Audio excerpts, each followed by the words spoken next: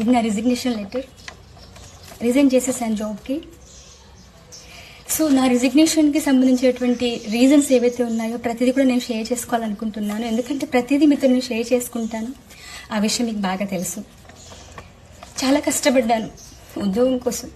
ఒక పేదరికంలో పుట్టిన బిడ్డగా, ఒక గిరిజన బిడ్డగా చాలా కష్టపడ్డాను. నా భర్త సపోర్ట్ తోటి ఈ జాబ్ సంపాదించాను. పేద పిల్లలకి సహాయం చేయాలని కష్టపడి ఉద్యోగం సంపాదించా. నేను కష్టపడే టీచర్ని.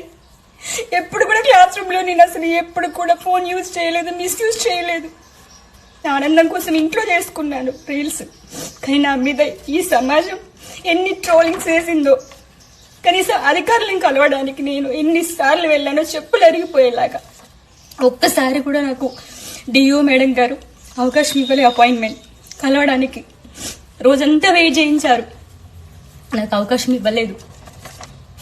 ఎందుకంటే తప్పు చేశాను కాబట్టిగా, నేను శిక్ష అనుభవించాలి కాబట్టి 6 నెలలు వాళ్ళు శిక్షించినట్టుగా నేను శిక్ష తీసుకున్నా. ఎందుకంటే తెలుసో తెలియక చేశాను తప్పులు అందరూ చేస్తారండి, ఎవరు చేయట్లేదండి. ఒక గిరిజన బిడ్డని, నాకు అవగాహన లేదు, నేను చేసా తప్పు. ఒప్పుకున్నా కూడా బయటకు వచ్చి చెప్పిన నేను. అయినా కూడా పెద్ద పెద్ద తప్పులు చేసిన వాళ్ళందరినీ కూడా తొందరగా జాబ్లో తీసుకున్నారు. నన్ను 6 నెలలు ఉంచారండి. నా బిడ్డలకు దూరం చేశారు. స్కూల్ పిల్లలు ఫోన్లు చేసి ఏడ్చారు తెలుసా. మేడం మాకు నేర్పించిన ఇంగ్లీష్ అంతా పోతుంది, మేము ఎగ్జామ్స్ ఎట్లా రాయాలని అన్నారు. పిల్లల కోసం ఫైనల్ ఎగ్జామ్స్ కన్నా నన్ను రివోక్ చేస్తారు అనుకున్నా. నన్ను రివోక్ చేయలేదు.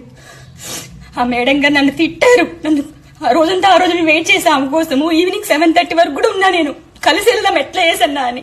ఆ రోజు నేను కలవడానికి మేడం దగ్గరికి వెళ్తే, నువ్వు దూరం జరుగు, దగ్గరకు వస్తే బాగోదని అన్నారు నన్ను.